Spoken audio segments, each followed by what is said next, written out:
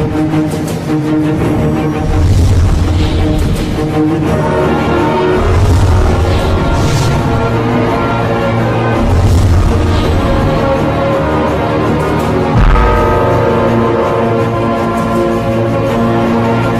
నామానికి మహిమ కలుగును గాక. మన ప్రభువును రక్షకుడైన యేసుక్రీస్తు ప్రభు వారి శ్రేష్టమైన నామములో జీసస్ గ్లోరీ మినిస్ట్రీ ద్వారా యేసు మహిమ అను ఈ కార్యక్రమాన్ని మీరు వీక్షిస్తూ ఉన్నారు. ఈ విధంగా ఈ కార్యక్రమం ద్వారా సువార్త అందించే భాగ్యం ప్రభు ఇచ్చినందుకు దేవునికి మహిమ కలుగును గాక. ఈరోజు దేవుని వాక్యాన్ని విందాం. లూకా సువార్త 10వ అధ్యాయము 19వ వచనం. ఇదిగో పాములను త్రేళ్లను త్రొక్కుటకును శత్రువు బలమంతటి మీదను మీకు అధికారము అనుగ్రహించున్నాను. ఏదియు మీకెంత మాత్రమును హాని చెయ్యదు. ప్రార్థన. మహాపరిశుద్ధుడా, నా కన్నతండ్రి, జీవాధిపతి, జీవం కలిగిన నా ప్రభువా, మహాపరిశుద్ధుడా, మా హృదయాలను ఏలే మహిమ కలిగిన మహారాజా, అనంతుడా, సర్వోన్నతుడా, జీవం కలిగిన తండ్రి, మీ నామమునకు కోట్ల కొలది వందనాలు. ఈ భూమి మీద మీ ఒక సేవ చేసే భాగ్యం అత్యల్పులమైన మాకు అనుగ్రహించిన ఈ ఆధిక్యతను బట్టి స్తుతిస్తున్నాను. వాక్యం ఇచ్చిన ప్రతి బిడ్డతో మీరే మాట్లాడండి. నీ దాసు నన్ను మరుగుపరచమని కావలసిన పరలోక సంబంధమైన జ్ఞానము, అయ్యా పరిశుద్ధాత్మ నడిపింపు నీ దాసును నాకు అనుగ్రహించమని, ఈ యొక్క వర్తమానము వింటున్న ప్రతి బిడ్డలకు దీవెనకరంగా మార్చమని యేసు నామములో ప్రార్థిస్తున్నాము తండ్రి. ఆమెన్. దేవునికి మహిమ కలుగును గాక. ఈరోజు వర్తమానం ఏంటంటే, సాతాను మనుషులను ఎలా ఇబ్బంది పెడతాడు, మనము ఏ విధంగా సాతాను శక్తులను ఎదిరించాలి అనేది ఈరోజు దేవుడు స్పష్టంగా మాట్లాడబోతున్నాడు. యేసుక్రీస్తు ప్రభువారు ఈ భూమి మీద శరీరధారిగా మన వలె, నీ వలె, నా వలె ఆయన 33.5 సంవత్సరాలు ఈ భూమి మీద శరీరధారిగా ఆయన సంచరించిన దినాలలో ఆయన శిష్యులతో ఈ విధంగా చెప్తున్నాడు. ఏమంటున్నాడంటే అక్కడ, ఇదిగో పాములను త్రేళ్లను త్రొక్కుటకును శత్రుబలమంతటి మీదను మీకు అధికారము అనుగ్రహించున్నాను. ఇక్కడ పాము దేనికి గుర్తుగా కనబడుతుందంటే అపవాదికి గుర్తుగా కనబడుతుంది. త్రేళ్ళు దేనికి గుర్తుగా కనబడుతుందంటే చాతబడి మాంత్రిక శక్తులకు గుర్తుగా కనబడుతున్నవి. ప్రభు చెప్తున్నాడు, వాటిని తొక్కుటకు మీకు అధికారం ఇచ్చానని శిష్యులతో ప్రభు చెప్పాడు. అనగా అపవాది యొక్క అధికారము, చాతబడి మాంత్రిక క్రియల యొక్క అధికారము బ్రేక్ చేయటానికి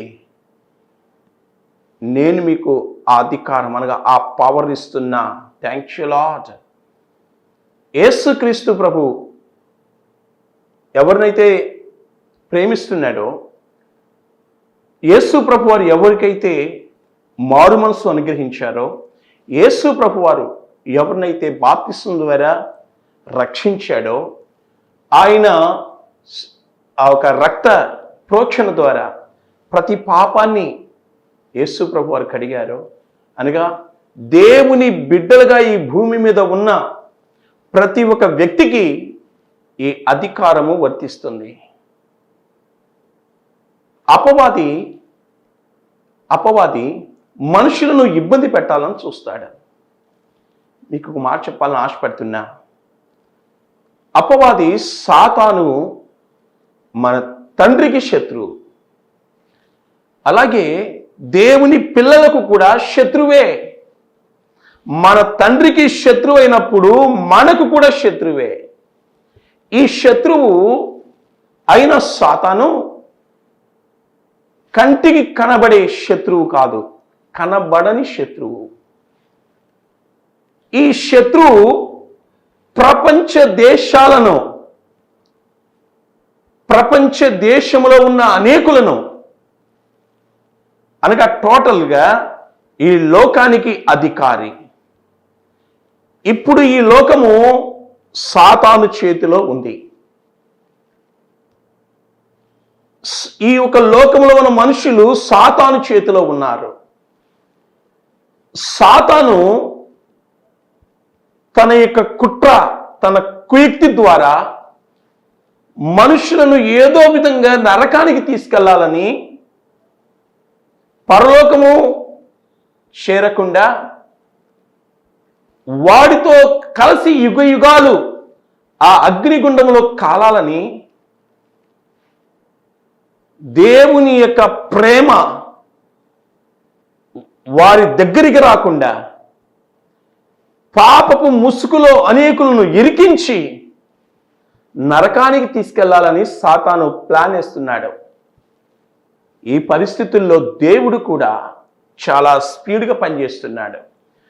దేవుడు స్పీడ్గా ఎలా పనిచేస్తున్నాడో దయ్యము కూడా స్పీడ్గా పనిచేస్తుంది. దేవుడు చీకటిలో ఉన్న వ్యక్తులను వెలుగులోకి తీసుకురావాలని దేవుడు తన వాక్యము ద్వారా, తన ఆత్మ ద్వారా, తన సేవకుల ద్వారా, తన సంఘము ద్వారా నశించిపోతున్న ప్రజలకు ఆనాడు సిలువలో యేసుక్రీస్తు ప్రభు సిద్ధపరిచిన ఆ రక్షణ సువార్త అనేక విధాలుగా ప్రపంచానికి అనేక భాషల్లో వెళ్ళిపోతుంది. ఎందుకు వెళ్ళిపోతుందంటే అపవాది వెలుగులో ఉన్న వ్యక్తులను చీకట్లోకి లాగాలని చూస్తున్నాడు. పరలోకం చేరే వ్యక్తులను నరకానికి తీసుకెళ్లాలని చూస్తున్నాడు. అంతేకాదు, వాడి యొక్క టార్గెట్ ఎవరో తెలుసా? నిజంగా దేవుని సేవ చేసే సేవకుల మీద వాడి టార్గెట్ ఎవరైతే నశించిపోతున్న ఆత్మల పట్ల భారం కలిగి ఉంటారో వాళ్ళ మీద దాడి చేయాలి, ఇబ్బంది పెట్టాలి అనేది సాతాను యొక్క ప్లాన్. నీవు విశ్వాసంలో బలంగా ఉన్నట్లయితే వాడు కూడా బలంగా నీ మీద ఏదో విధంగా భర్తని ప్రేరేపించో, పిల్లల్ని ప్రేరేపించో, భార్యని ప్రేరేపించో, బంధువులని ప్రేరేపించో, ఇరుగు పొరుగు వారిని ఎవరో ఒకరిని ప్రేరేపించి ఏదో విధంగా యేసుక్రీస్తు ప్రభు యొక్క ప్రేమ మార్గములో నుండి నిన్ను తప్పించి ఆ నాశన మార్గంలోనికి తీసుకెళ్లాలని సాతాను ప్లాన్ వేస్తున్నాడు. ఈ ఒక పరిస్థితుల్లో, ఈ చివరి దినాల్లో దేవుని పిల్లలుగా మనము పరిశుద్ధాత్మ ద్వారా రేపబడి వాక్యమును చేతబుని నశించిపోతున్న ఈ లోకానికి ఒక జ్యోతులుగా మనము కనబడాలి. ప్రభు చెప్పాడు, శత్రు బలమంతటి మీద మీకు అధికారం ఇస్తా. శత్రు బలమంతటి మీద మీకు అధికారము ఇచ్చాను అన్నాడు. దేవునికి స్తోత్రం. వినండి, ఒక శత్రువు మీదకి వెళ్ళాలి అంటే శత్రువు యొక్క బలం ఏంటో తెలుసుకోవాలి. శత్రువు యొక్క బలము తెలుసుకోకుండా ఆ శత్రువు మీద వెళ్ళాలంటే ఇబ్బంది పడతారు. సాతాను దేవుని శత్రువు. మనిషి మీద బలవంతుడే, కానీ దేవుని మీద మాత్రం సాతాను బలవంతుడి కాడు. గమనించండి, అపవాది ఒక అంధకార దుష్ట శక్తి. అదృశ్య అంధకార దుష్ట శక్తి పేరే అపవాది లేక దేవుని శత్రువు. ఈ దేవుని శత్రువు మీద దేవుడు మనకు అధికారం ఇచ్చాడు. శత్రు బలమంతటి మీద అధికారం ఇచ్చాడు. దేవునికి స్తోత్రం. సంఘానికి ఆ బలం ఇచ్చాడు. సంఘము అనగా లోకములో ఉన్న పాపాన్ని విడిచి, లోకములో ఉన్న శాపాన్ని విడిచి, లోకానుసారంగా కాకుండా యేసు ప్రభు యొక్క సువార్త విని దేవుని ఆత్మచేత పరిశుద్ధమైన సమూహములో చేర్చబడిన పరిశుద్ధుల గుంపే సంఘం. అంతేకాదు, యేసుక్రీస్తు ప్రభు యొక్క స్వరక్తము చేత కొనబడిన సంఘం. దేవునికి స్తోత్రం. అది క్రీస్తు సంఘం, యేసుక్రీస్తు యొక్క సంఘం. ఈ సంఘము మహిమ కలిగిన సంఘం. ఈ సంఘము పరిశుద్ధమైన సంఘం. ఈ సంఘము వాక్యము చేత ఉతకబడిన సంఘం. కనుక ఈ ఒక సంఘము యేసుక్రీస్తు ప్రభు సంఘమైన నీవు నేను అపవాదిని ఏం చేయాలంట? ఎదిరించాలంట. యాకోబు పత్రిక 4వ అధ్యాయము 7వ వచనం.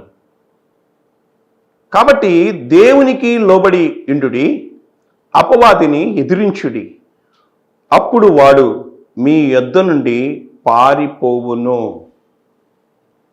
దేవునికి మహిమ కలుగును గాక. యాకోబు తన పత్రికలో రాస్తూ దేవునికి లోబడండి, అపవాదిని ఎదిరించండి, వాడు మీ యొద్ద నుండి పారిపోవును. ఈ వాక్యాన్ని దేవుని సంఘం ఎందుకు తీసుకోవటంలా? ఈ వాక్యాన్ని మండుచున్న దైవజనులు ఎందుకు తీసుకోరు? వాక్యం ఇచ్చిన నీవు సాతాను చేత ఇంకా ఇబ్బంది పడుతున్నావే గాని ఈ వాక్యమును ఎందుకు తీసుకో? మనము దేవునికి లోబడి అపవాదిని ఎదిరించాలి. ఒక వ్యక్తిలో పరిశుద్ధత లేకపోతే అపవాది నిన్ను చూచి భయపడ్డావు. ఏయ్ సాతానా పో అని నువ్వు అన్నావనుకో, నువ్వు ఎలాంటి వాడువో సాతానికి బాగా తెలుసు.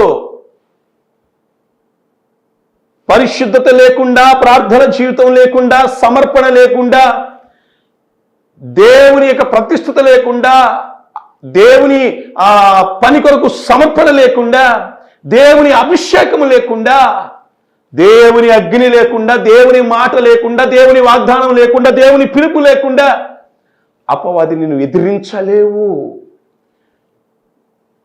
ఎప్పుడైతే నువ్వు అపవాదిని ఎదిరిస్తావో వాడు మీ యొద్ద నుండి పారిపోవును. దేవునికి స్తోత్రం.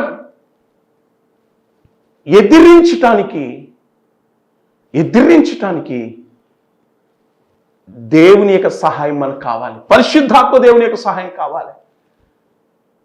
ఎప్పుడైతే యేసు రక్తము చేతులు పట్టుకొని ఎదిరించాలి, ఆత్మ ఖడ్గం తీసుకొని ఎదిరించాలి, వాక్య ఖడ్గం తీసుకొని ఎదిరించాలి, దేవుడు ఇస్తున్న మాట, ప్రవచన, వాగ్దానము తీసుకొని ఎదిరించాలి. అప్పుడు వాడు మీ యొద్ద నుండి పారిపోవును. గమనించండి, అపవాదిని ఎదిరించాలి అంటే కొంచెం జ్ఞానంగా మనం ప్రవర్తించాలి. ఇంటి దగ్గరికి కుక్కలు చూస్తూ ఉంటాయి, అరుస్తూ ఉంటాయి, అవి ఇంట్లో తిరుగుతూ ఉంటాయి. అప్పుడు ఆ కుక్కల్ని వెళ్ళగొట్టాలి అంటే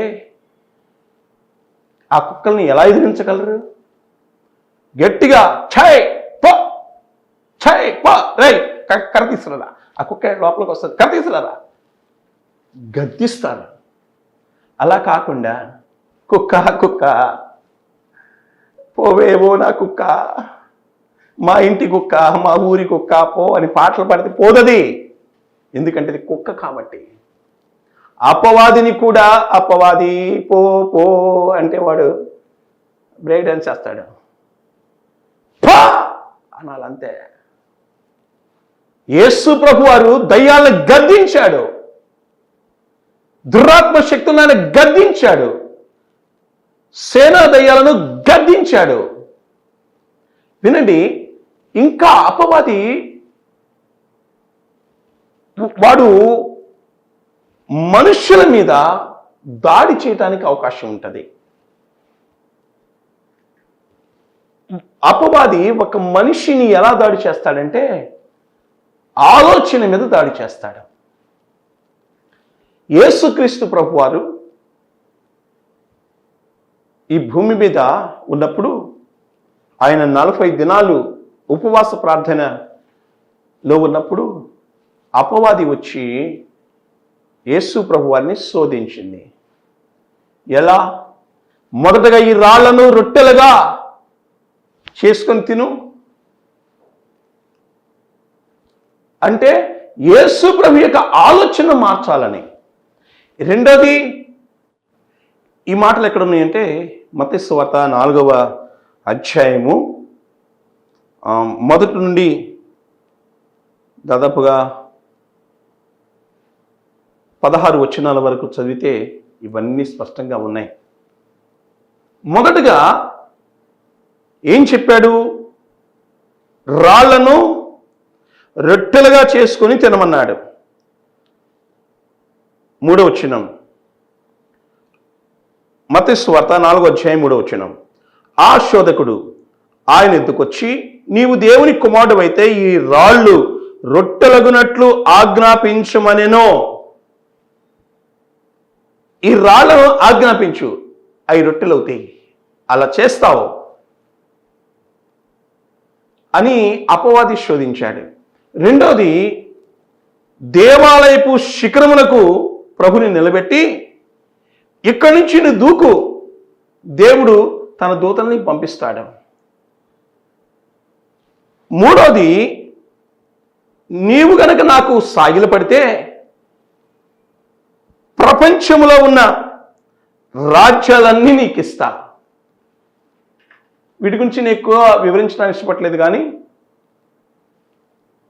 అపవాది ప్లాన్ ఏంటంటే ఆలోచన విధానాన్ని మార్చి అప్పుడు ఇంకా రకరకాల దయ్యాలను పంపించి వాళ్ళ జీవితాన్ని నాశనం చేయాలని చూస్తాడు.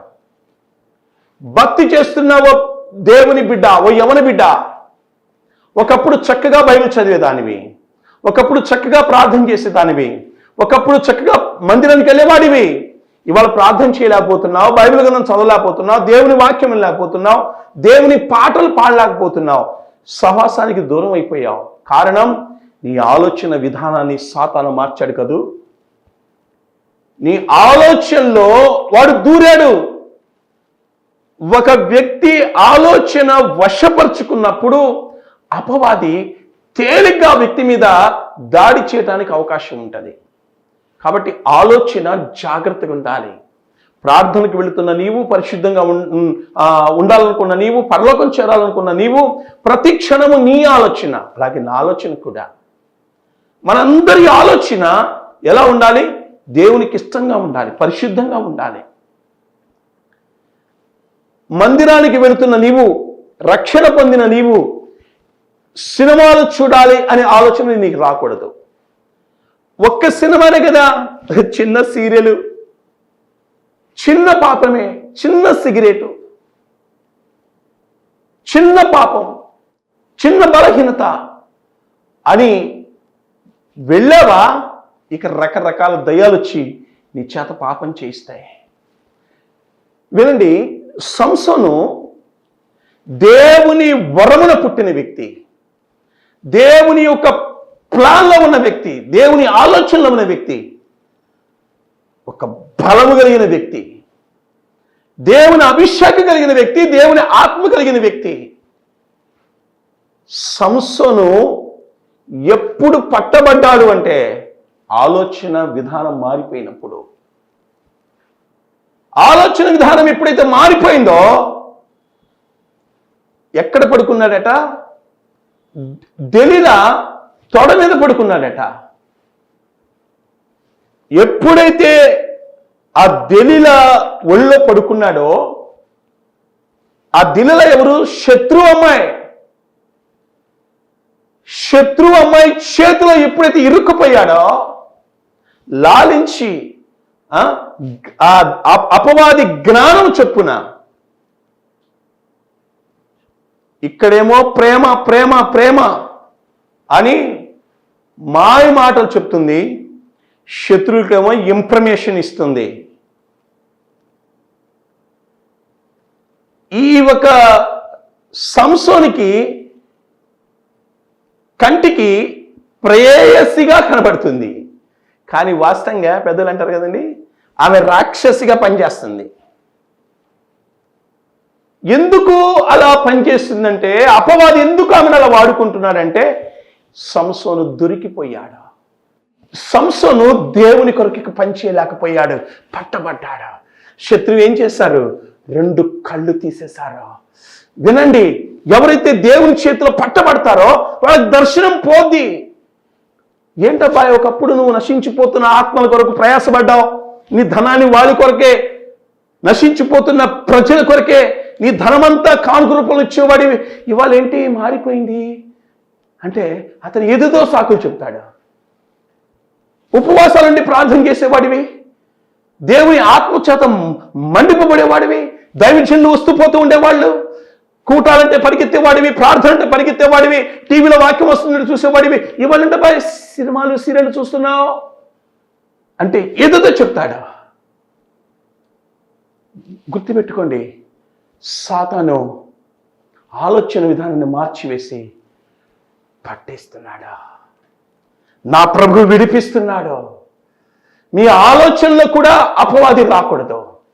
పరస్త్రీని చూచి, పరపురుషుని చూచి, ఈ పైన కనబడుతున్న ఎర్రతోలు తెల్లతోలు, ఈ తోలును చూసి ఆహా ఓహో అంటే ఏం కుదరదు, ఇది మట్టిదే, అందరూ బాత్రూమ్కి వెళ్ళాల్సిందే, స్పెషల్ ఏం లేదు. ఒక్కసారి ఆలోచించి పాపానికి పరిగెత్తుతున్న ప్రజలారా, బైబిల్ గ్రంథంలో మాట ఉంది, పాపం వల్ల వచ్చు జీతం మరణమని. రకరకాల పాపాలు వింటా ఉంటే, కొత్త రకాల పాపాలు. ఎందుకు ఇవి? ఏదో విధంగా ఆ పాపమును ఇరికించి నరకాన్ని తీసుకెళ్లాలనే. అరే వయస్సు రాకముందే పాపం కోసం పరిగెత్తుతున్నారా? తల్లిదండ్రులు దేవుని ఆత్మ చేత పట్టబడి ఉంటే, తల్లిదండ్రులు ప్రతిష్ఠింపబడి ఉంటే, తల్లిదండ్రులు మార్చబడి ఉంటే, తల్లిదండ్రులు మారుమనసు పొంది ఉంటే, పిల్లలు మారుమనసు పొందేవాళ్ళు కదా. తల్లిదండ్రులేమో ప్రభు దగ్గరికి రాలేదు, వాక్యం వాళ్ళకి నచ్చదు, గద్దింపు వాక్యము తెలియదు, పాపం గురించి ఖండిస్తే తిరుగుబాటు చేస్తూ ఉంటారు. కానీ నీ పిల్లలు ఏమవుతున్నారయ్యా ఈరోజు? నీ పిల్లలు నీ కళ్ళ ముందు వాళ్ళు ఆ మద్యానికి బానిసైపోతుంటే, పరస్త్రీ నీ వారి భార్యను వదిలిపెట్టి పరస్త్రీ వెంట వెళుతుంటే, ఆ పిల్లలు అనాథలు అవుతుంటే నీకు ఇవాళ బాధేస్తుంది కదా. ఇప్పుడైనా మారుమనసు పొంది, ప్రభువా నన్ను క్షమించు, నా పిల్లలు లావటానికి కారణం నేనే, నీవు వాక్యం ద్వారా మాట్లాడినా ఇది నాకు కాదని అనుకున్నాను ప్రభువా, అయ్యా నన్ను క్షమించు, ఈరోజు నేను నీకు లోబడతాను ప్రభువా అని నీవు దేవుని దగ్గరికి వస్తే, దేవుడు మీకు ఒక నూతన ఆలోచన ఇస్తాడా? ఎస్, మీకు ఒక మాట ప్రభు పేరిట జ్ఞాపకం చేస్తున్నా. అప్పులైపోయినాయి, తీర్చలేనంత అప్పులైపోయినాయి. అయ్యో తెలియకో తెలుసో అప్పులు చేసేసారనుకోండి, అందరూ వచ్చి ఇబ్బంది పెడుతున్నారు, అప్పులోళ్ళు వచ్చి తిప్పలు పెడుతున్నారు. ఏం చేయాలి? ప్రభువా నాకు ఒక ఆలోచన ఇవ్వు అని నిరీక్షించండి. దేవుడు ఆలోచన ఇచ్చిందాక ఆగండి. లేదు అప్పులు ఎక్కువ చేశాను, చచ్చిపోతే పోద్ది అని. శరీరము మట్టిలో వెళ్తుంది, నీ ఆత్మను ఎక్కడికి నెట్టేస్తున్నావు? ఆత్మకు ఎక్కడి వెళ్ళిపోమని అనుమతిస్తున్నావు? ఆత్మ సంగతి నాకెందుకు అనుకోవద్దు. ఆత్మ బాధ బహుభయంకరమైంది, యుగయుగాలు నరకంలో కాలాలి. కనుక దేవుడు నీకు ఒక ఆలోచన ఇస్తాడు, మంచి ఆలోచన ఇస్తాడు. లక్షలు అప్పు చేసి ప్రభు దగ్గర ఆధారపడినప్పుడు, ప్రభు మీద ఆనుకున్నప్పుడు ప్రభు అని విడిపించలేదా?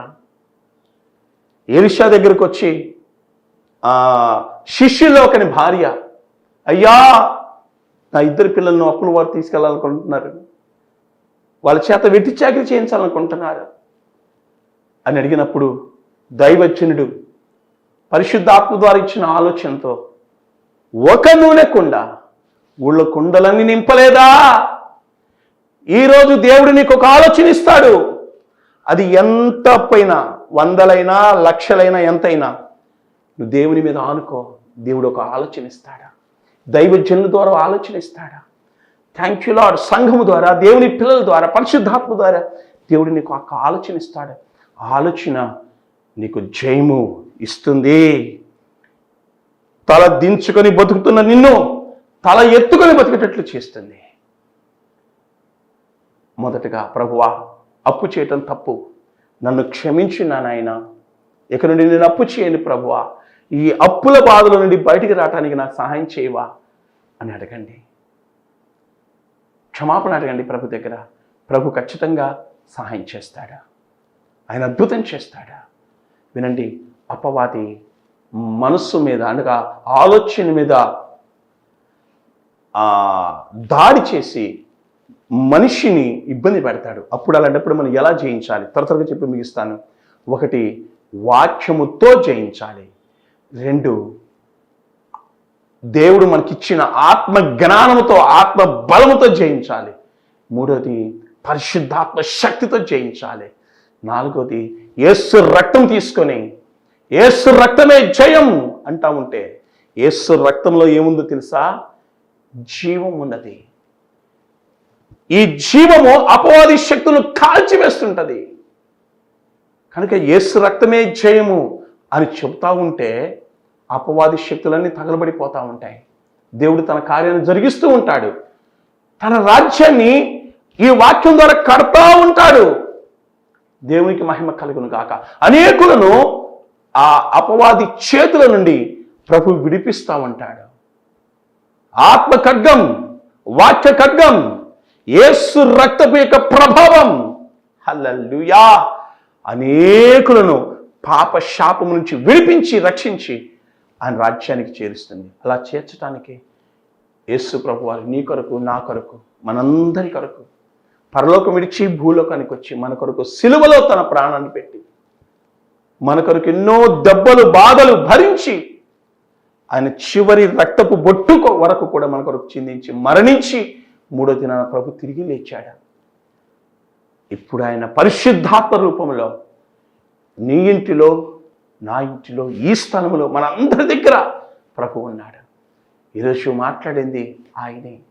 ఆయనకు లోబడి, ప్రభువా ఇదిగో నాయనా అపవాది దాడి చేశాడో సంగతి కూడా నాకు తెలియలేదు, వాక్యం దాన్ని మాట్లాడా, ఈరోజు నుండి నా జీవితాన్ని దిద్దుకుంటాను అని నువ్వు ప్రభు దగ్గరికి వస్తే ప్రభు నీకు ఒక గొప్ప అద్భుతం చేస్తాడు. ప్రార్థన. మహాపరిశుద్ధుడా నా కన్న తండ్రి, వాక్యం చిన్న బిడ్డలందరినీ బలపరచు, సమస్త దయ్యాలను బంధిస్తూ మీ సన్నిధి తొలగించి దీవించమని నాయన. ఇదిగో ఎలాంటి కష్టాల్లో, ఎలాంటి బాధల్లో, ఎలాంటి ఇబ్బందుల్లో బిడ్డలున్నా అయ్యా నీవే ముట్టి మీ కార్యం జరిగించండి, మహిమ పొందండి ప్రభువా, సహాయం చేయండి. పరిశుద్ధాత్మ దేవ, లక్షల కొలది ప్రజలకు నాయన ఇదిగో నా ప్రభువా ఈ ఒక టీవీ ద్వారా స్వార్థ అందించడానికి నా ప్రభు ఇదిగో సహకరిస్తున్న నాయన అయ్యా పేద బిడ్డలు ప్రభువా ప్రయాసపడి అయ్యా వారి యొక్క కానుకను ఈ ఒక పరిచర్య కొరకు విత్తుతున్న అయ్యా ఆ ఒక పేద బిడ్డలను దీవించి నాయన ఆశీర్వదించు ప్రభువా, సహాయం చేయండి నాయన. ఇంకా ప్రభు అనేకులు అయ్యా ఈ పరిచర్య కొరకు సహకరించే బిడ్డలను లేవనెత్తమని అడుగుచున్నాను. మీ కృపల భద్రపరచండి, సహాయం చేయండి, గొప్ప కార్యం జరిగించమని నీ దాసును నన్ను వాడుకున్నందుకు స్తోత్రాలు. యేసు నామంలో ప్రార్థిస్తున్నాం తండ్రి, ఆమెన్. మా చిరునామా brother R Timothy Nayak, Jesus Glory Ministries, యేసు మహిమ ఆత్మ మందిరం, బోయపాలెం, ఎడ్లపాడు మండలం, గుంటూరు జిల్లా, ఆంధ్రప్రదేశ్. మీ ప్రార్థన అవసరాల కొరకై ఫోన్ నెంబర్ 8985993619.